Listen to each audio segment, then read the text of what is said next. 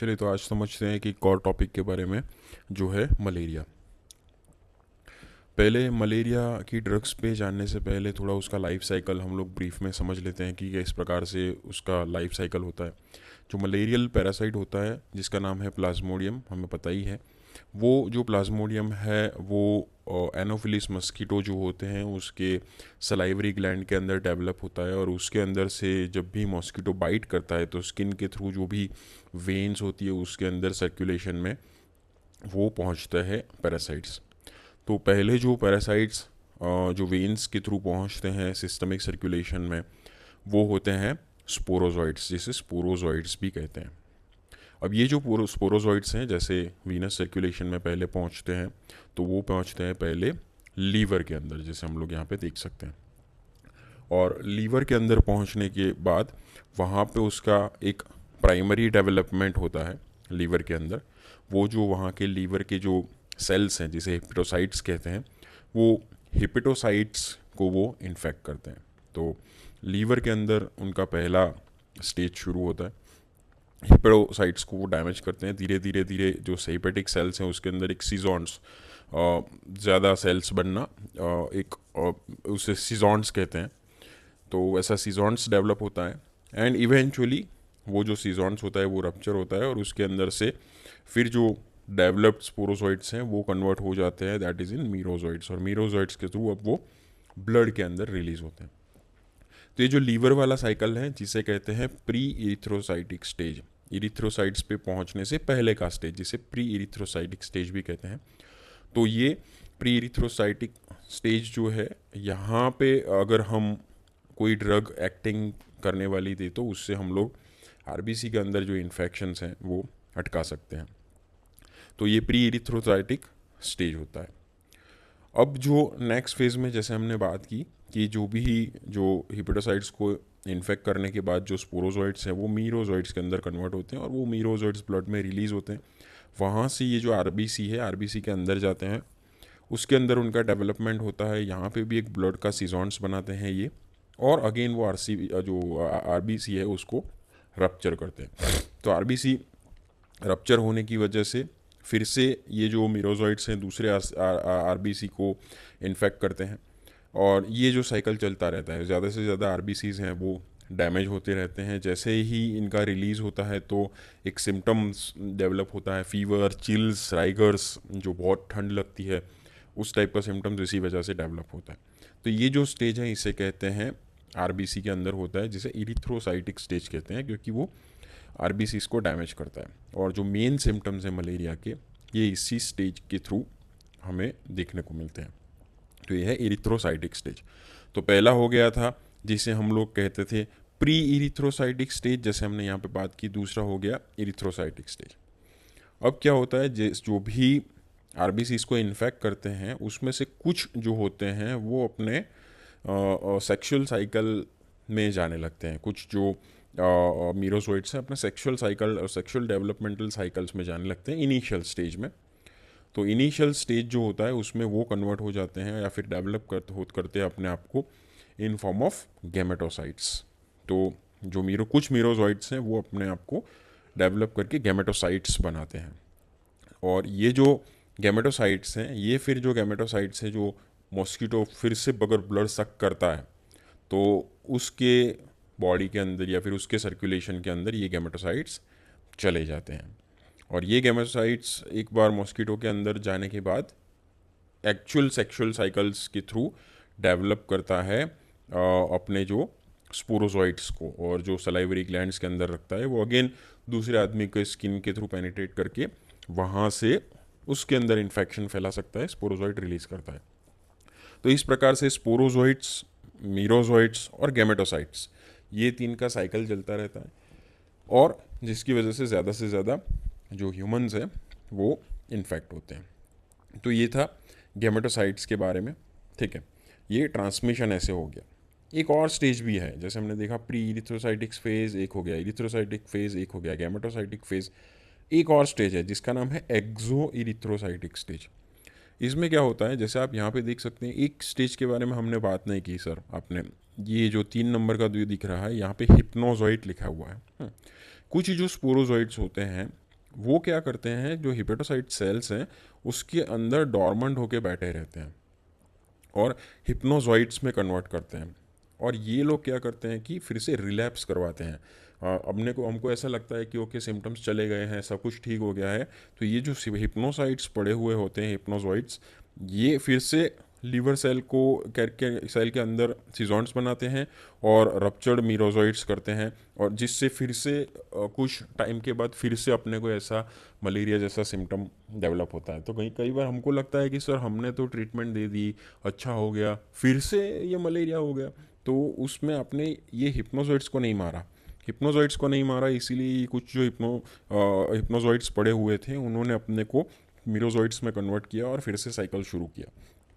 तो ऐसे जो डॉर्मेंट पड़े हुए स्पोरोजॉइड्स होते हैं, जिसे हिप्नोजॉइड्स कहते हैं, ये स्टेज को हम लोग कहते हैं एक्सो एरिथ्रोसाइटिक स्टेज, जिसमें सीजॉन्ट्स डॉर्मेंट के तौर पे लीवर में पड़े रहते हैं, और जब भी रिलैप्स होता है उससे तो हमें मलेरिया के सिम्टम्स डेवलप होते हैं।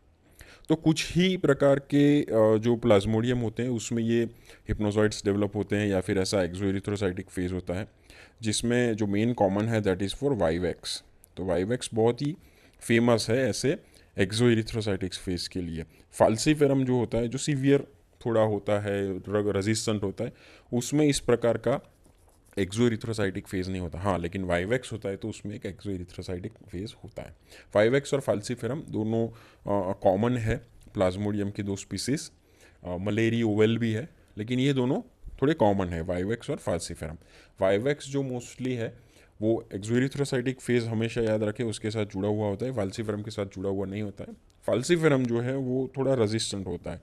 जो प्राइमरी जो दवाइयाँ हैं, क्लोरोक्विन हो गई, क्विनिन हो गई, उससे मोस्टली, स्पेशली क्लोरोक्विन से अब मोस्ट ऑफ द टाइम ये रेजिस्टेंट होता है। और फाल्सीफेरम थोड़ा सीवियर मलेरिया भी कर सकता है, सेरेब्रल मलेरिया भी कर सकता है, तो ये थोड़ा सीवियर भी कर सकता है।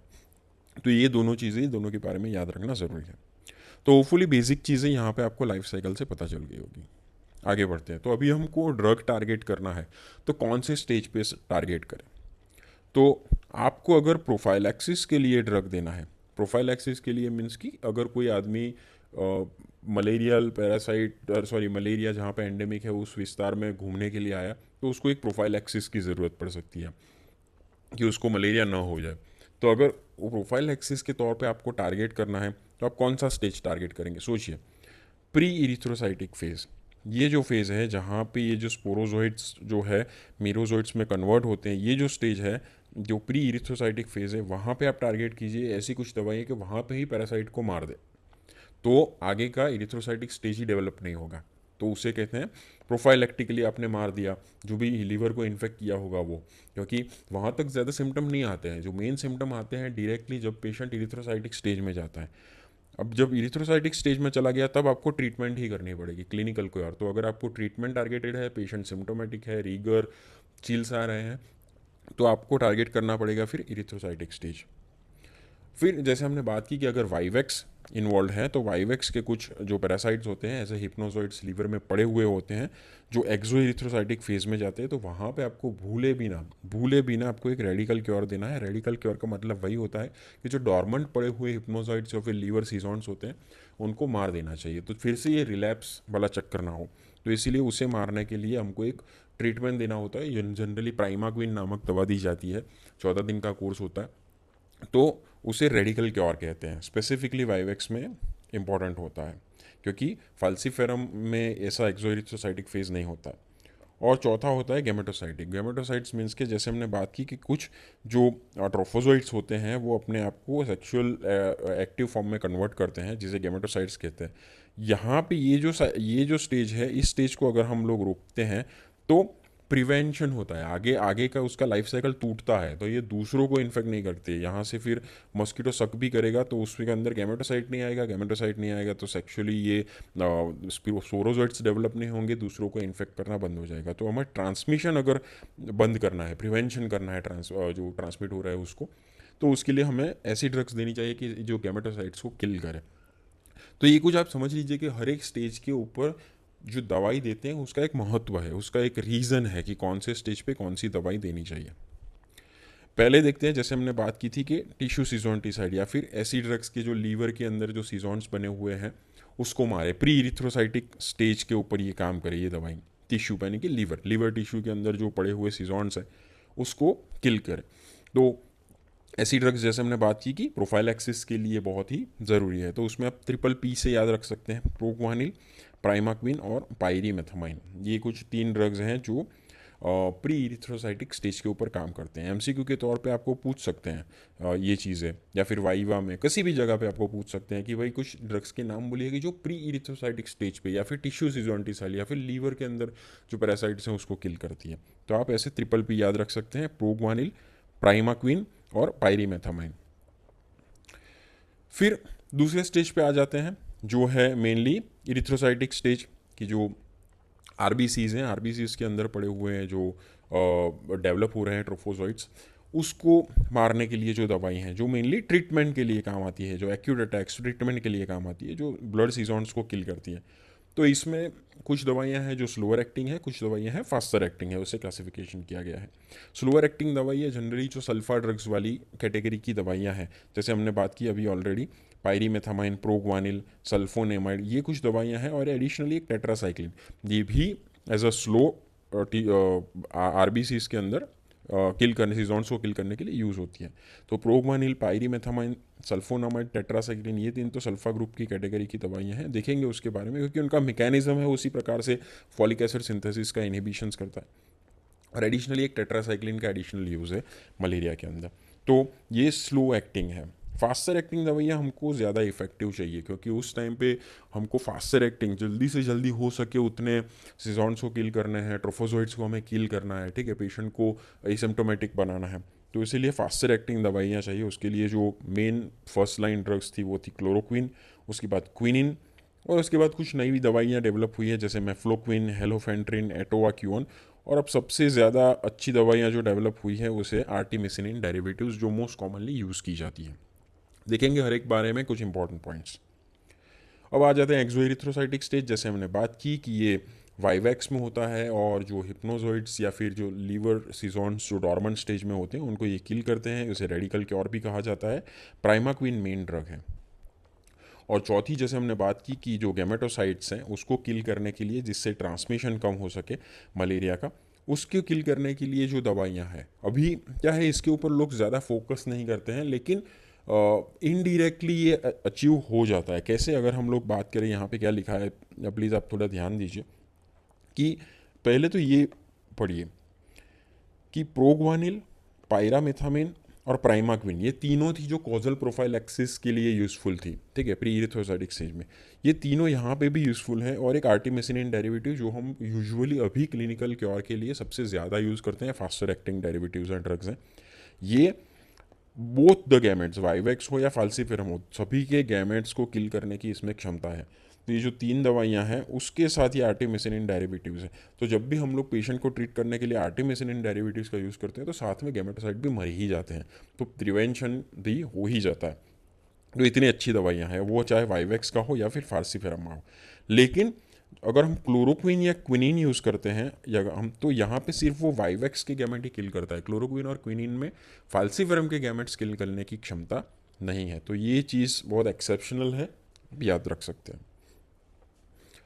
अभी ड्रग्स के बारे में हम लोग वन बाय वन डिस्कस करते हैं। जैसे हम लोग ऑलरेडी बात करते हैं कि हम लोग बहुत ही महत्वपूर्ण पॉइंट जो एमसीक्यू के फॉर्म में पूछे जाते हैं, या फिर जो एग्जामिनर आपके शॉर्ट नोट्स में देखते हैं ये पॉइंट, उसी के ऊपर हम लोग फोकस करते हैं। ज़्यादा अननेसेसरी पॉइंट्स यहाँ पे फोकस नहीं करते। हमारे लेक्चर सुनने का एडवांटेज भी यही आपको मिलेगा कि इंपॉर्टेंट पॉइंट्स के ऊपर फोकस रहेगा, ठीक है।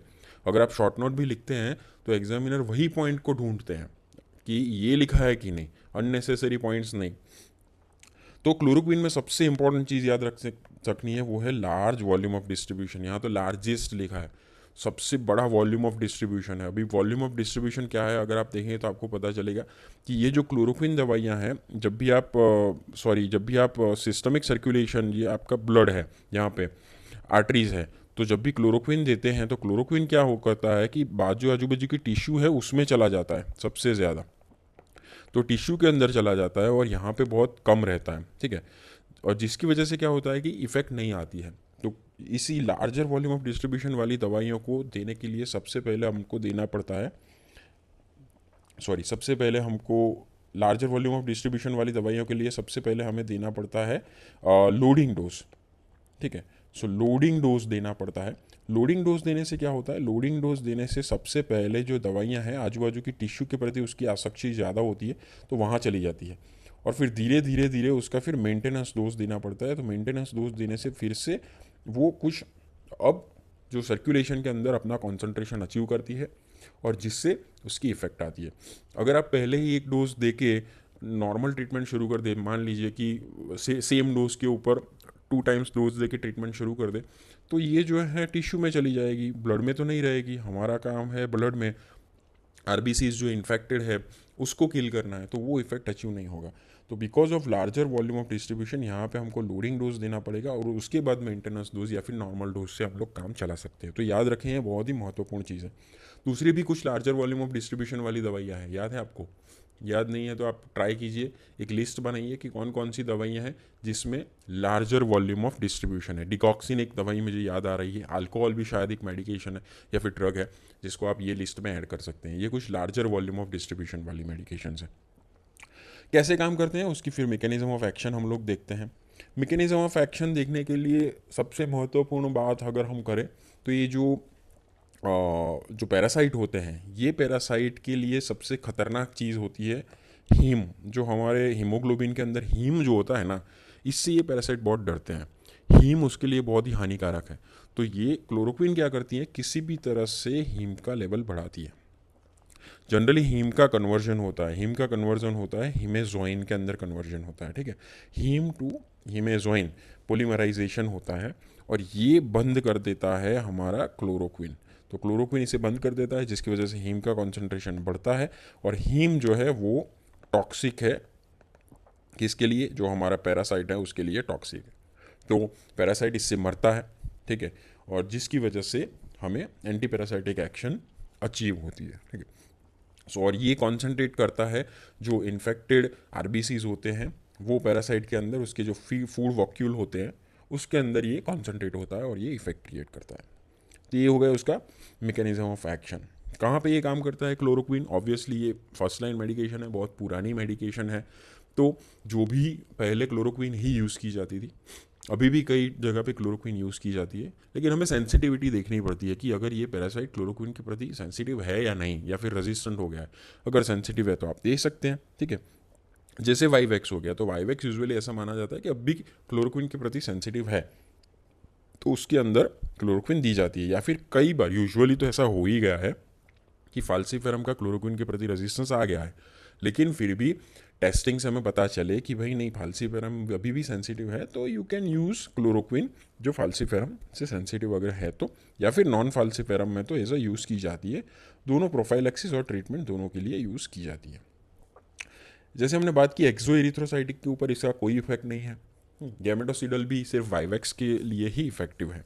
तो अगर वाइवेक्स है तो एक्सो एरिथ्रोसाइटिक के लिए आपको एक प्राइमाक्विन एडिशनली देना पड़ेगा।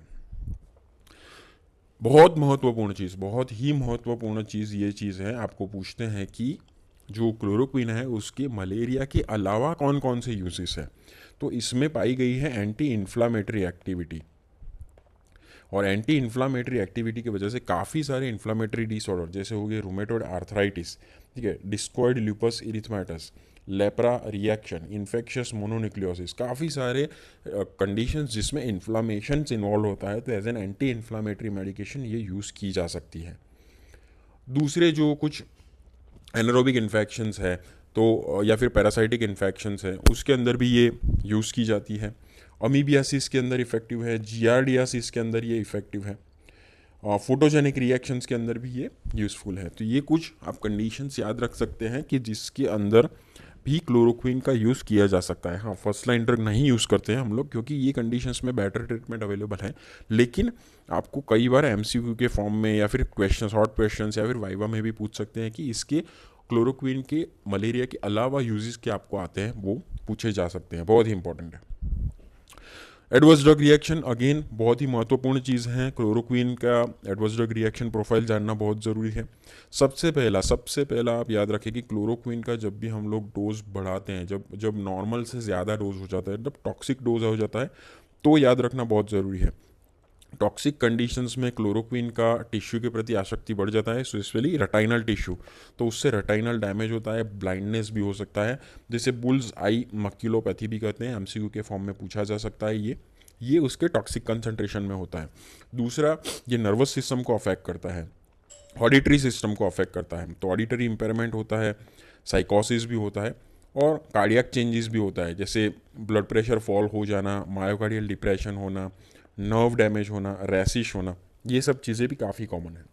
क्लोरोक्विन से पिगमेंटेशंस भी होते हैं, तो discoloration of nails and mucous membrane होना। पोरफायरिया बहुत ही इंपॉर्टेंट चीज़ है एंटी मलेरियल ड्रग्स के अंदर। दो चीज़ बहुत ही इंपॉर्टेंट है, पोरफायरिया, G6PD डेफिशिएंसी, प्रेग्नेंट फीमेल, ये सब चीज़ आप बहुत ही इंपॉर्टेंट है और ध्यान रखें जब भी एंटी मलेरियल मेडिकेशन प्रिस्क्राइब कर रहे हो। तो पोरफायरिया वाले पेशेंट्स में, पोरफायरिया प्रोन पेशेंट्स में पोरफायरिया डेवलप हो सकता है इसके थ्रू। जैसे हमने बात की कि जिसे हम आगे भी देखेंगे जब हम प्राइमाक्विन देखेंगे, तो प्राइमाक्विन G6PD में हम नहीं दे, प्रेग्नेंट वीमेन में नहीं दे, तो ये सब चीज़ों का आपको ध्यान रखना चाहिए। अगर प्रेगनेंसी है तो क्लोरोक्विन ड्रग ऑफ चॉइस है। सबसे इंपॉर्टेंट बात याद रखें, प्रेगनेंसी में मलेरिया होना, ये कई बार पूछते हैं वाइवा में या फिर प्रिस्क्रिप्शन के फॉर्म में कि अगर प्रेगनेंसी है, मलेरिया है, तो ड्रग ऑफ चॉइस के फॉर्म में आप क्लोरोक्विन ही दीजिए। तो ज़्यादा इन्फॉर्मेशन क्लोरोक्विन के बारे में थी, वो फिनिश करने के बाद हम हमारी दूसरी ड्रग के ऊपर पहुंचे हैं जिसका नाम है क्विनिन। अब क्विनिन का जो मैकेनिज्म ऑफ एक्शन है वो क्लोरोक्विन के जैसा ही है, ठीक है, सेम मैकेनिज्म ऑफ एक्शन है, फूड वैक्यूल के अंदर जाना ऐसा ही माना गया है, वहाँ पे भी हीम का हिमेजोइन में जो कन्वर्जन या फिर पोलीमराइजेशन है वो बंद करना, हीम का कॉन्सेंट्रेशन बढ़ जाना जो टॉक्सिक है पैरासाइट के लिए, वैसे ही काम करता है। ये मेनली क्लोरोक्विन की ही एडवांस मेडिकेशन है। तो जो ड्रग्स जो या फिर पैरासाइट्स फाल्सीफेरम जो स्पेशली क्लोरोक्विन से रेजिस्टेंट है, तो उस केसेस में आप क्विनिन का यूज़ कर सकते हैं। क्विनिन का यूज़ आप एज ए कॉम्बिनेशन दूसरी दवाइयों के साथ भी कर सकते हैं जिसका नाम है डॉक्सीसाइक्लिन या फिर क्लिंडामाइसिन। क्विनिन को लेकिन कुछ एडवांस सिचुएशंस में या फिर फाल्सीफेरम मलेरिया हो गया, सीवियर मलेरिया हो गया, उसमें आप आईवी भी यूज़ कर सकते हैं। लेकिन सबसे महत्वपूर्ण एमसीक्यू और या फिर नॉलेज के लिए भी जानने की बाबत क्लिनिकल कोरिलेशन वो है कि जब भी आप क्विनिन का आईवी यूज़ करते हैं तो उससे हाइपोग्लाइसीमिया होता है, और हाइपोग्लाइसीमिया होता है जिसकी वजह से palpitation, sweating, tachycardia, sympathetic stimulation होता है जिसकी वजह से ये सिम्टम्स आते हैं, और उसको ऑलवेज कंसिडर करना चाहिए, ऑलवेज। इसीलिए जब भी आप क्विनिन को दें तो हाइपोग्लाइसीमिया प्रिवेंशंस के लिए उसे ऑलवेज देना चाहिए 5% डेक्सट्रोज सोल्यूशन में के थ्रू, नॉर्मल सलाइन के थ्रू नहीं देना चाहिए। 5% डेक्सट्रोज यूज़ करना चाहिए जिससे हाइपोग्लाइसीमिया प्रिवेंट हो सके। हायर डोज के अंदर इससे होता है सिंकोनिज्म, जिसे कहते हैं सिंकोनिज्म, जिससे क्या होता है tinnitus, vertigo, blurring of vision, GI disturbances होना, ये सब चीज़ें हो सकती है। इससे भी cardiac conduction abnormality higher dose पे हो सकती है। जैसे हमने बात की G6PD डेफिशिएंट पेशेंट है उसमें हिमोलिसिस हो सकता है। क्लोरोक्विन की तरह क्विनिन भी प्रेगनेंसी के अंदर सेफ है और सीवियर या फिर क्लोरोक्विन रेजिस्टेंट मलेरिया के अंदर यूज़ की जा सकती है। एक और ड्रग के बारे में बात करते हैं जिसका नाम है मेफ्लोक्विन। मेफ्लोक्विन भी again chloroquine resistant falciparum infection होते हैं, इसमें एक ऑल्टरनेटिव है, क्विनिन का एक ऑल्टरनेटिव है। ये प्रोफाइल एक्सिस के लिए भी इफेक्टिव है, लेकिन मेफ्लोक्विन के साथ आप ADRs याद रखें, बहुत ही महत्वपूर्ण चीज़ है। मेफ्लोक्विन के साथ जो मेन ADR जुड़ी हुई होती है वो है न्यूरोसाइकेट्रिक डिस्टर्बेंसेस। अगर कोई पेशेंट का सीज़र थ्रेशोल्ड कम है या फिर सीज़र्स की हिस्ट्री है तो ऑलवेज कॉशियसली यूज़ करें या फिर ना यूज़ करें इसको, क्योंकि इससे साइकोसिस या फिर सीज़र्स हो सकते हैं, कार्डियक कंडक्शन एबनॉर्मलिटी भी हो सकती है। इसे कभी भी हेलोफेंट्रिन के साथ ना दे या फिर क्विनिन के साथ ना दे, क्योंकि वो एड ऑन करता है कार्डियक एबनॉर्मलिटीज़ को और जिससे प्रोलोंगेशन ऑफ क्यूटी इंटरवल या फिर कंडक्टिंग डिस्टर्बेंसेस हो सकते हैं। तो इसके साथ ना दे क्योंकि उसकी कार्डियक कंडक्टिंग एबनॉर्मलिटीज़ बढ़ जाएंगी, ठीक है। प्रोफाइलैक्सिस के लिए एज अ सिंगल डोज या फिर ट्रीटमेंट के भी सिंगल डोज ट्रीटमेंट अवेलेबल है। मेन इसका एडवांटेज ये है कि इसमें ज़्यादा नहीं देना पड़ता, सिंगल डोज इफेक्टिव मेडिकेशन है, लेकिन एडवर्स ड्रग रिएक्शन प्रोफाइल का आपको ध्यान रखना पड़ेगा। फिर आते हैं बहुत ही महत्वपूर्ण ड्रग के बारे में जिसका नाम है प्राइमाक्विन। प्राइमाक्विन आते ही हमें याद करना है कि कहाँ पे ये यूज़ होती है। तो जैसे हमने बात की कि एज ए प्रोफाइलैक्टिक भी यूज़ की जाती है प्री इरिथ्रोसाइटिक स्टेज में, और एकमात्र मेडिकेशन है जो एक्सो इरिथ्रोसाइटिक स्टेज पे या फिर जो और रिलैप्स के लिए जवाबदार हिप्नोजॉइड्स या फिर लीवर सीजॉन्स हैं, उसके ऊपर ये काम करती है। कैसे काम करती है, इसका मैकेनिज्म बहुत ही ज़्यादा तो क्लियर नहीं है, लेकिन ये जो एंटीऑक्सीडेंट मैकेनिज्म ऑफ एक्शन है, फ्री रेडिकल्स जो जनरेशंस होता है उससे ये डैमेज करती है जो पैरासाइट्स को, और जिसकी वजह से पैरासाइट्स मर जाते हैं। और स्पेसिफिक इसका मैकेनिज्म में अंदर जाने का ज़रूरत नहीं है। Pre erythrocytic as well as exo erythrocytic दोनों, इवन गैमेटोसाइट्स के ऊपर भी ये काम करती है, जैसे हमने ऑलरेडी बात कर चुके हैं। और जैसे हमने बात की कि गैमेट्स हर एक स्पीसीज़ के गैमेट्स के ऊपर काम करती है। रेडिकल क्योर के ऊपर मेन यूज़ है, लेकिन यहाँ पे जो सबसे इंपॉर्टेंट चीज़ याद रखनी है वो है उसके एडवर्स ड्रग रिएक्शन या फिर स्पेसिफिक नोट्स। आप नोट कर लीजिए कि ये जो प्राइमाक्विन है उससे कभी भी G6PD डेफिशिएंट पेशेंट में ना यूज़ करें, नंबर एक। दूसरा, उसे कभी भी प्रेगनेंसी में ना यूज़ करें, ठीक है। ऑलवेज याद रखें, इससे मिथमोग्लोबिनीमिया भी हो सकता है। तो प्रेगनेंसी और G6PD डेफिशिएंसी एब्सोल्यूट कॉन्ट्राइंडिकेशन है प्राइमाक्विन के यूजेस के। फाल्सिफेरम मलेरिया जैसे हमने बात की कि उसके अंदर एक्सोएरिथ्रोसाइटिक फेज नहीं होता है, तो इसकी वजह से उसके अंदर प्राइमाक्विन देने की ज़रूरत नहीं है अगर फाल्सी इन्फेक्शन है तो। एक टाफेनोक्विन करके भी मेडिकेशन आई है, वैसे तो काफ़ी मेडिकेशन है, ये भी रेडिकल क्योर P5X में प्राइमाक्विन का ही एक ऑल्टरनेटिव है, उसी की जैसे काम करती है। लेकिन जो प्राइमाक्विन है हमें 14 दिन की ट्रीटमेंट देनी पड़ती है, तो एक ऑल्टरनेटिव निकला है कि सिंगल डोज ट्रीटमेंट के तौर पर यूज़ की जाती है। एंटीफॉलेट ड्रग्स या फिर कुछ ऐसी मेडिकेशंस के जो फॉलिक एसिड का सिंथेसिस का जो प्रोसेस है पैरासाइट के अंदर वो बंद करती है, और ये स्लोअर एक्टिंग मेडिकेशन है, तो एज ए प्राइमरी ये नहीं यूज़ की जाती, एज ए कॉम्बिनेशन ट्रीटमेंट दूसरी ड्रग के साथ मिलकर ये यूज़ की जाती है।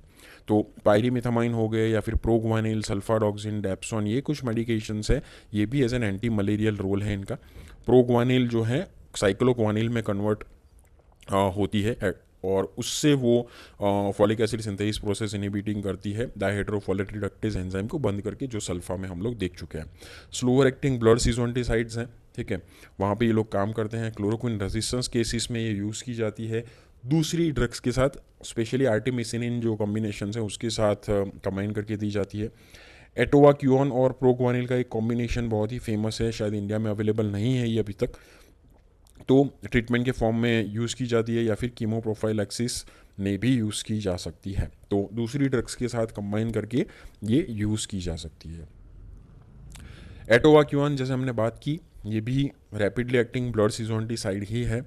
ये जो पैरासाइट का जो मेम्ब्रेन है उससे वो डैमेज करता है, और एंटी मलेरियल एक्शन प्रोग्वानिल के साथ अगर दिया जाए तो उसका बढ़ जाता है, सिनर्जिस्टिक काइंड ऑफ इफेक्ट है। तो इसलिए एटोवाक्यून और प्रोग्वानिल का कॉम्बिनेशन है जो यूज़ किया जाता है एज अ सिनर्जिस्टिक कॉम्बिनेशन।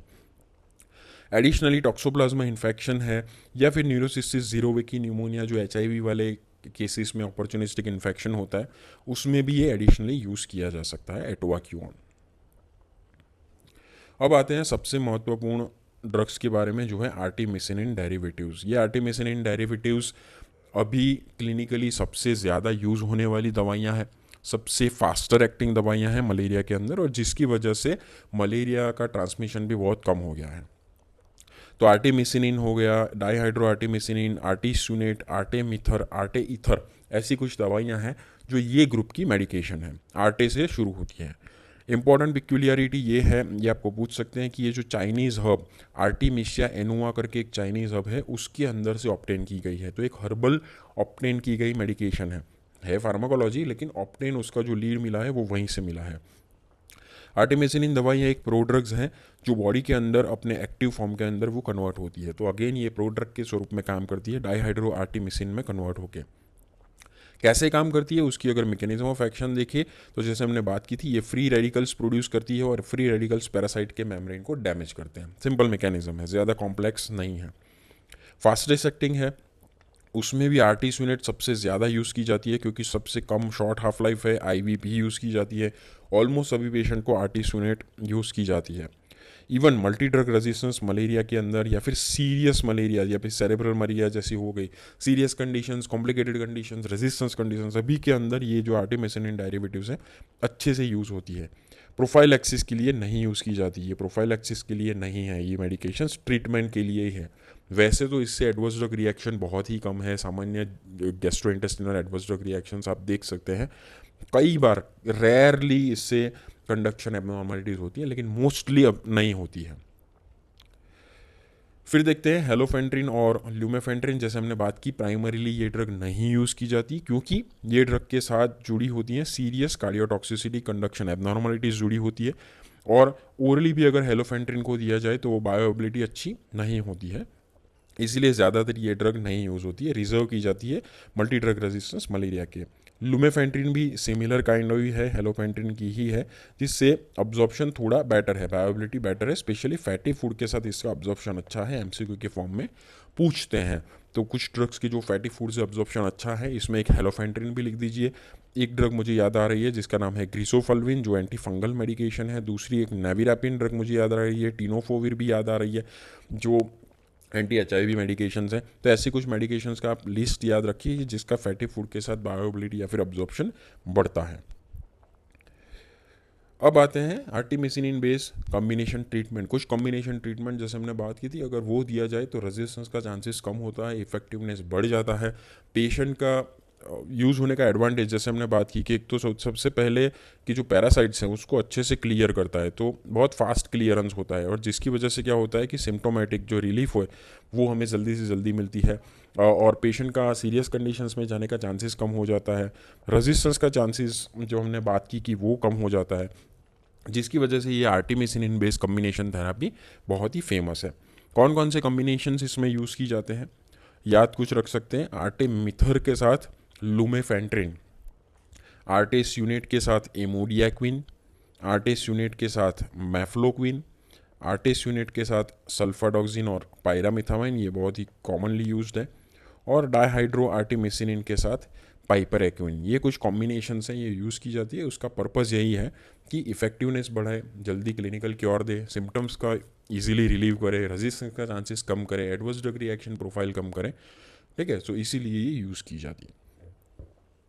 अभी गाइडलाइंस के तौर पे यूजुअली अनकॉम्प्लिकेटेड मलेरिया है। प्रिस्क्रिप्शन में हम लोग थोड़ा डिटेल में देखेंगे, लेकिन आपको प्राइमरी आइडिया दे देते हैं रजाइम के बारे में। तो अगर वाइवेक्स या फिर ओवल इन्फेक्शन है तो ऐसा माना जाता है कि क्लोरोक्विन सेंसिटिव है, तो उसमें क्लोरोक्विन दी जाती है, और साथ में 14 दिन के लिए एक्सोएरिथ्रोसाइटिक स्टेज को कवर करने के लिए ये प्राइमाक्विन भी दी जाती है, हिप्नोसाइट्स को किल करने के लिए। जब भी प्राइमाक्विन देते हैं तो जैसे हमने कहा, याद रखें कि कॉन्ट्राइंडिकेटेड है प्रेगनेंसी में, इन्फेंट्स में और G6PD डेफिशिएंसी में, तो ये कुछ चीज़ों का आप ध्यान रखें। अगर दूसरी ड्रग की बात करें कि मान लीजिए कि फाल्सीफेरम है या फिर मलेरी का इन्फेक्शन है, तो मोस्टली क्लोरोक्विन से रेजिस्टेंट होगा, तो उस केस में आप आर्टिमिसिनिन बेस्ड कॉम्बिनेशन थेरेपी के ऊपर चले जाएं और प्राइमाक्विन भी दे सकते हैं। यहाँ पे सर कहेंगे सर आपने प्राइमाक्विन क्यों दी, यहाँ पे primaquine as a single dose, 14 दिन की ट्रीटमेंट नहीं है, सिंगल डोज हम लोग यूज़ करते हैं मोस्टली गेमेटोसाइट्स को किल करने के लिए। और भी एक एक्सक्यूज़ है, कोई लोग नहीं भी देते हैं क्योंकि ऑलरेडी आर्टिमिसिनिन बेस का एंटी गेमेटोसिडल एक्शन है ही, तो कुछ लोग देते हैं, कुछ लोग नहीं देते हैं। लेकिन अगर एडिशनली प्राइमाक्विन सिंगल डोज दी जाए तो गेमेटोसाइट सर्टनली किल हो जाते हैं, तो इसलिए कॉन्ट्राइंडिकेशंस को दूर करके फिर प्राइमाक्विन दी जाती है। As an artemisinin based combination therapy North Eastern जो स्टेट्स हैं वहाँ पे इसका इफेक्टिवनेस अच्छा पाया गया है, तो मोस्टली ये प्रीफर किया जाता है कॉम्बिनेशन आर्टेमिथर का ल्यूमेफेंट्रिन के साथ। और रेस्ट ऑफ द इंडिया है जहाँ पे आर्टिस्यूनेट का, जैसे हमने बात की थी, सल्फाडॉक्सिन और पायरामिथामाइन के साथ जो कॉम्बिनेशन है उसको प्रायोरिटी दी जाती है, जो हमारे national vector borne disease control programme है उसकी गाइडलाइंस के मुताबिक। अगर सीवियर मलेरिया है, कॉम्प्लिकेटेड मलेरिया है, तो आपको पेरेंटल ट्रीटमेंट देना पड़ेगा। मोस्टली सीवियर मलेरिया होता है फाल्सीफेरम से ही होता है, उसमें पेरेंटल ट्रीटमेंट के फॉर्म में अभी आर्टिस्यूनेट ही फर्स्ट लाइन ड्रग्स हैं जो आईवी दी जाती है, फास्टर एक्टिंग मेडिकेशन है, क्विक रिलीफ करती है, मिनिमम उसको 48 घंटे के लिए दी जाती है। उसके बाद देखा जाता है उसकी क्लिनिकल कंडीशन, अगर इंप्रूव नहीं होती है तो थोड़ा ज़्यादा चालू रखते हैं, अगर इंप्रूव हो जाती है तो उसे ओरल जो आर्टिमिसिनिन बेस्ड कम्बिनेशन थेरापी के ऊपर शिफ्ट कर दिया जाता है। अब बात करते हैं प्रोफाइलैक्सिस की। अगर मान लीजिए कोई आदमी आ रहा है एंडेमिक एरियाज़ के अंदर जहाँ पे मलेरिया है, तो अगर उसको विजिट 6 वीक से कम करना है या फिर उसका विजिट 6 वीक से ज़्यादा है, अगर कम है तो वहाँ पे डॉक्सीसाइक्लिन प्रीफर्ड है, ज़्यादा है तो मैफ्लोक्विन प्रीफर्ड है। कैसे दी जाती है? 2 दिन पहले जो उसकी जो विजिट है, एक विजिट के 2 दिन पहले और 4 वीक के बाद तक ट्रीटमेंट शुरू की जा सकती है, ठीक है। सो 2 दिन पहले बिफोर द ट्रैवल और 4 वीक आफ्टर ये शुरू की जाती है डॉक्सीसाइक्लिन मेडिकेशंस। डॉक्सीसाइक्लिन में सिर्फ कॉन्ट्राइंडिकेशन याद रखिए, ये प्रेगनेंसी और छोटे बच्चे में, 8 साल से या छोटे बच्चे में नहीं दी जाती है। अगर ज़्यादा है आपका टाइम, 6 वीक से ज़्यादा रहने का प्लानिंग है, तो मैफ्लोक्विन अच्छी ड्रग्स हैं जो 2 वीक पहले से शुरू की जाती है। ये आपका विजिट हो और विजिट के 4 वीक्स के बाद, 2 वीक पहले 4 वीक के बाद तक एंडेमिक एरिया में रहते हैं, तो वहाँ पे आपको ये कंटिन्यू रखना है। लेकिन मैफ्लोक्विन देने के टाइम आप हमेशा हिस्ट्री पूछे पेशेंट्स का, न्यूरोसाइकेट्रिक कंडीशंस का, उसे कन्वर्जन तो नहीं है, न्यूरोसाइकेट्रिक कंडीशन या फिर कोई कार्डियक एबनॉर्मलिटीज़ नहीं है। तो होपफुली हर एक मलेरिया का जो मेजर एस्पेक्ट था वो हमने कवर कर लिया है, उसके रजाइम से लेके हर एक ड्रग के इम्पोर्टेंट पॉइंट्स तक सब कुछ हमने कवर किया है। हाँ, ड्रग्स के जो डोजेज़ हैं वो हमने नहीं कवर किए। हम लोग एक नया प्रैक्टिकल बनाएंगे जो जिसमें फार्माकोथेरापी या फिर प्रिस्क्रिप्शन राइटिंग होगा, उसमें हम लोग डोजेस के ऊपर थोड़ा बहुत फोकस करेंगे। लेकिन प्राइमरी ये चीज़ अगर आपको याद है, 99% मलेरिया के टॉपिक को आप अच्छे से गो थ्रू कर सकते हैं। Thank you very much.